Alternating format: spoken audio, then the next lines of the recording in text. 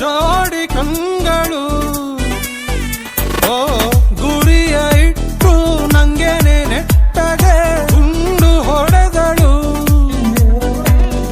ನಗುವಿನ ಅಲೆ ಹರಡಿ ಮುಳುಗಿಸಿದಳು ನೋಡಿ.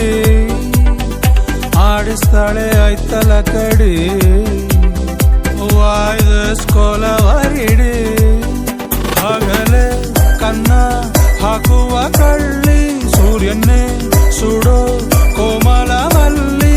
Darling why you killing. ಹೂ ಚೆಂಡು ಹುಡುಗಿ ಆಟಿಗೆ ನುಗ್ಗಿ ಕಥಗಳೇ ಆಡಿದಳು.